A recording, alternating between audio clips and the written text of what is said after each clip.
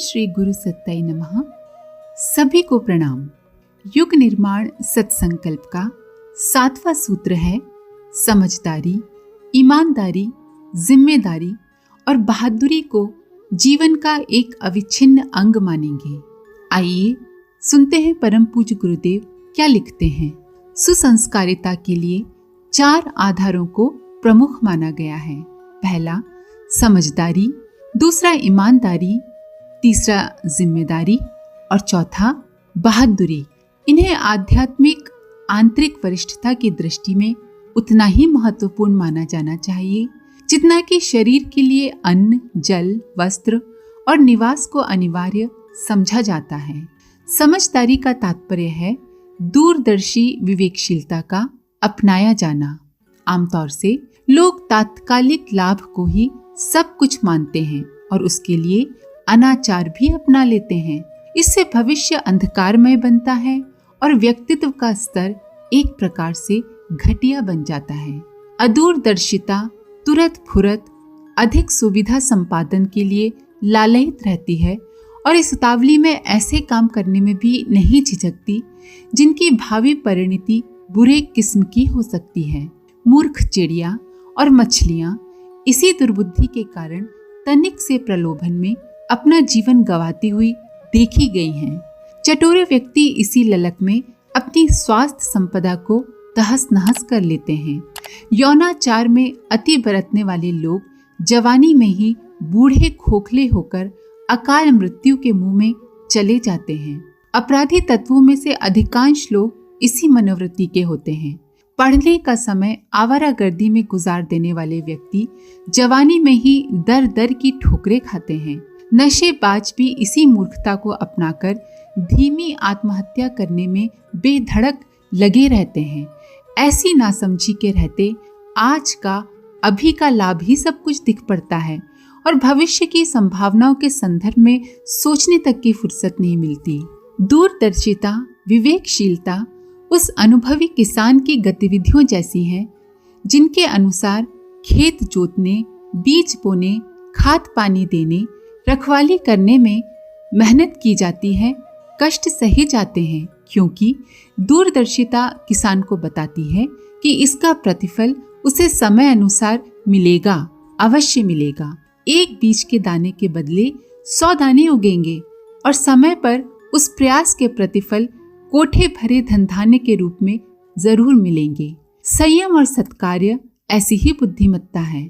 पुण्य परमार्थ में भविष्य को उज्जवल बनाने वाली संभावनाएं सन्निहित हैं। संयम का प्रतिफल वैभव और लक्ष्य प्राप्ति के रूप में मिलता है।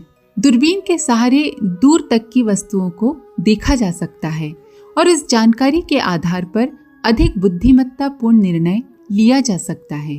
अध्यात्म की भाषा में इसी को तृतीय नेत्र यानी कि तीसरा नेत्र खुलना भी कहते हैं, जिसके आधार पर विपत्तियों से बचना और उज्जवल भविष्य की संभावनाओं का सृजन संभव हो सकता है। सुसंस्कारिता का दूसरा चिन्ह है ईमानदारी। कथनी और करनी को एक सा रखना ईमानदारी है। ऐसा नहीं कि हम कहें कुछ और करें कुछ और। आदान प्रदान में प्रामाणिकता को इसी सिद्धांत के सहारे अक्षुण्ण रखा जाता है। मनुष्य की प्रामाणिकता इसी से सिद्ध होती है।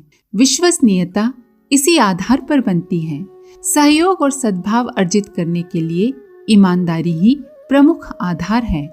इसे अपने व्यवसाय में अपनाकर कितनों ने छोटी स्थिति से उठकर बड़े बनने में सफलता पाई है। बड़े उत्तरदायित्वों को उपलब्ध करने और उसका निर्वाह करने में ईमानदार व्यक्ति ही सफल होते हैं। इस सद्गुण को सुसंस्कारिता का एक महत्वपूर्ण पक्ष माना गया है। इसे अपनाने वाले ईमानदारी और परिश्रम की कमाई से अपना काम चला लेते हैं। उनकी सादगी भी ऐसी शानदार होती है जिस पर अमीरी के भंडार को न्योछावर किया जा सके।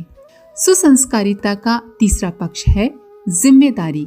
मनुष्य अनेकानेक जिम्मेदारियों से बंधा हुआ है। यूं गैर जिम्मेदार लोग तो कुछ भी कर गुजरते हैं, किसी भी दिशा में चल पड़ते हैं, अपने उत्तरदायित्वों से निर्लज्जता पूर्वक इनकार कर सकते हैं, पर जिम्मेदार लोगों को ही अपने अनेक उत्तरदायित्वों का सही रीति से सही समय पर निर्वाह करना पड़ता है। स्वास्थ्य को सुरक्षित रखने की, जीवन संपदा का श्रेष्ठतम सदुपयोग करने की, लोक परलोक को उत्कृष्ट बनाने की व्यक्तिगत जिम्मेदारी जो निभाना चाहते हैं, वे ही संतोष, यश और आरोग्य का लाभ प्राप्त कर सकते हैं। पारिवारिक जिम्मेदारियां समझने वाले आश्रितों को स्वावलंबी, सद्गुणी बनाने में निरत रहते हैं और संतान बढ़ाने के अवसर आने पर फूंक फूंक कर कदम रखते हैं। हजार बार सोचते समझते और विचार करते हैं कि परिवार में नए सदस्य को बुलाने के लिए उपयुक्त सामग्री, परिस्थिति और योग्यता पास में है या नहीं। अभिभावकों, आश्रितों और असमर्थों के प्रति अपने उत्तरदायित्वों का निर्वाह करने में संकीर्ण स्वार्थपरता उन्हें बाधा नहीं डालती। पेट और प्रजनन तक ही मनुष्य की सीमा नहीं है। धर्म और संस्कृति के प्रति, विश्व मानवता के प्रति मनुष्य के सामाजिक एवं विश्वव्यापी उत्तरदायित्व जुड़े हुए हैं। यहाँ तक कि अन्य प्राणियों एवं वनस्पतियों के प्रति भी मनुष्य के कर्तव्य हैं। आखिर हम अन्य प्राणियों से, प्रकृति से कितना कुछ लेते हैं। इन सभी के संबंध में दायित्वों एवं कर्तव्यों के निर्वाह की चिंता हर किसी को रखनी चाहिए और ये कार्य तभी संभव है जब हम अपनी संकीर्ण स्वार्थपरता पर अंकुश लगाएं, सिर्फ अपने बारे में न सोचते रहें, और जब हम औसत व्यवहारिक स्तर का निर्वाह स्वेच्छा पूर्वक स्वीकार करें। यदि लोभ, मोह, अहंकार का, वासना, तृष्णा और संकीर्ण स्वार्थपरता का घटाटोप ऊपर छाया होगा तो फिर नासमझ बच्चों का मन न तो उस स्तर का सोचेगा और न सयानों से ही लोक मंगल के लिए कुछ निकालते बन पड़ेगा। जरूरी आवश्यकताएं तो कोई थोड़ी सी मेहनत और समय में पूरी कर सकता है, पर वैभव जन्य भौतिक महत्वाकांक्षाएं तो ऐसी हैं जिन्हें पूरी कर सकना रावण, हिरण्यकश्यप, सिकंदर आदि तक के लिए संभव नहीं हुआ। फिर सामान्य स्तर के लोगों की तो बात ही क्या है। वे हवस की जलती चिताओं वाली कश्मकश में आजीवन विचरण करते रहते हैं, भूत पलीत की तरह डरते डराते समय गुजारते और अंततः असंतोष तथा पाप की चट्टानें ही सिर पर लादकर इस दुनिया से विदा होते हैं। जिन्हें मानव जन्म के साथ जुड़ी हुई जिम्मेदारियां निभानी हो, उनके लिए करने को तो बहुत कुछ पड़ा है, पर वो सब बन तभी पड़ेगा जब निजी जीवन में संतोष और सत प्रवृत्ति संवर्धन जैसे लोक मंगल के कार्यों के लिए समुचित उत्साह अंतःकरण में उमंगता हो। जब हम निजी जीवन में संतुष्ट होंगे तभी हम दूसरों के लिए कुछ कर सकते हैं। जिम्मेदारियां निभाने का सुसंस्कारिता के लक्ष्य तक पहुंचने वाला यही एक राजमार्ग है।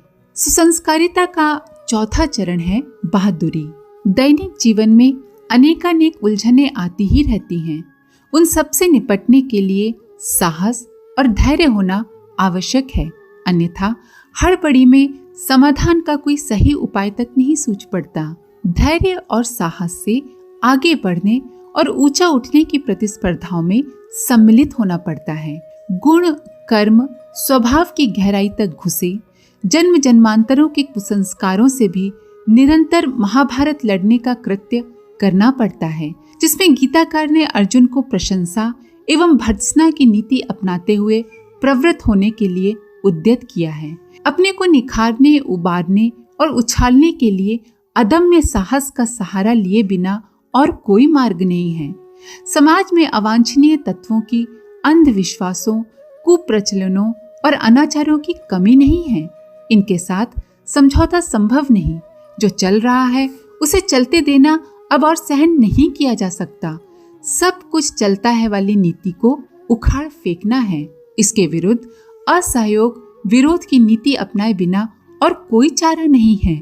इसके लिए सज्जन प्रकृति के लोगों को संगठित होना होगा। ये सभी बहादुरी के चिन्ह हैं। इन्हें भी सुसंस्कारिता का महत्वपूर्ण अंग माना गया है। जहाँ सभ्यता के सर्वतोमुखी क्षेत्र को प्रकाशित करने के लिए जहाँ जागरूकता, पराक्रम, प्रयत्न अपनाए जाने की आवश्यकता है, वहीं सुसंस्कारिता को भी बढ़ाने और अपनाने के लिए भरपूर प्रयत्न करते रहने की भी अनिवार्य आवश्यकता है। आज के लिए इतना ही।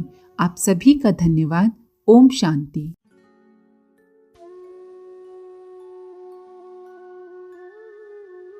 हमारे YouTube चैनल को सब्सक्राइब करें और बेल आइकन को दबाकर ऑल पर क्लिक करें ताकि आने वाले सभी वीडियोस की नोटिफिकेशन आपको मिलती रहे।